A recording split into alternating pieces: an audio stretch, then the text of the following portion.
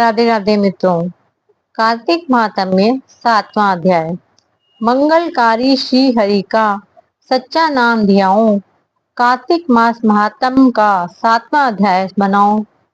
नारद जी बोले, हे राजन, कार्तिक मास में व्रत करने वालों के नियम सुनिए। यह मैं आपको संक्षेप में बतलाता हूँ। जो मनुष्य कार्तिक मास का व्रत करता है वह सब तरह के आमिष, मांस, उर्द, राई, खटाई तथा मादक वस्तुओं का प्रयोग न करे। यह व्रत करने वाला दूसरे का अन्न ग्रहण न करे, किसी से द्वेष न करे तथा तीर्थ के अतिरिक्त अन्य कोई यात्रा न करे। देवता, वेद, ब्राह्मण, गौ, व्रती, नारी, राजा तथा गुरुजनों की निंदा न करे। यह व्रत करने वाला दाल, तिल, पकवान व दान किया हुआ भोजन ग्रहण न करे, किसी की चुगली व निंदा न करे, किसी भी जीव का मांस छूना, पान, कत्था, चूना, नींबू, मसूर, बासी तथा झूठे अन्न का प्रयोग न करे। बकरी, गाय तथा भैंस के अतिरिक्त अन्य किसी पशु का दूध कभी भी प्रयोग में न लावें। तांबे के बर्तन में रखा हुआ पंचगव्य, बहुत छोटे घड़े का पानी एवं केवल अपने लिए ही पका हुआ अन्न प्रयोग करें। कार्तिक मास के व्रती सदा ब्रह्मचार्य से रहें। पृथ्वी पर सोवें और दिन के चौथे पहर में केवल एक बार पत्तल पे भोजन करें।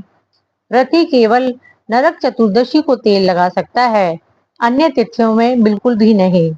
कार्तिक मास के व्रती मनुष्य सिंघाड़ा, प्याज, मट्ठा, गाजर, मूली इन सब वस्तुओं को बिल्कुल प्रयोग में ना लाएं। लौकी, मट्ठा, काशीफल, तरबूज इन सब वस्तुओं का कार्तिक मास का व्रती बिल्कुल भी सेवन ना करे। मासिक धर्म वाली स्त्री से, चांडाल, पापी, ब्राह्मण, द्रोही और नास्तिकों से बिल्कुल बातचीत ना करें। भगवान विष्णु को प्रसन्न करने के लिए अपनी शक्ति के अनुसार चंद्रायण आदि का व्रत करें और उपयुक्त नियमों का पालन करें। कार्तिक का व्रत करने वाला मनुष्य प्रतिपदा को कुम्हड़ा, द्वितीय को कटहल, तृतीय को तरुणी स्त्री, चतुर्थी को मूली, पंचमी को बेल, छठी को तरबूज, सप्तमी को आंवला, अष्टमी को नारियल, नवमी को मूली, दशमी को लौकी, एकादशी को परवल, द्वादशी को बेर, त्रयोदशी को मट्ठा, चतुर्दशी को गाजर तथा पूर्णिमा को शाक यह वस्तुएं प्रयोग ना करें। आंवला का प्रयोग रविवार को ना करें। व्रती यदि इन शाकों में कोई शाक सेवन करना चाहे तो पहले ब्राह्मण को देखकर खाए। यही विधान माघ मास के व्रत के लिए भी है। देवोत्थानी एकादशी में पूर्वोक्त विधि के अनुसार नृत्य, जागरण, गायन, वादन आदि करें। इसको विधिवत करने वाले मनुष्यों को देखकर यम के दूत इस प्रकार भाग जाते हैं जैसे सिंह की गर्जना से हाथी भाग जाते हैं।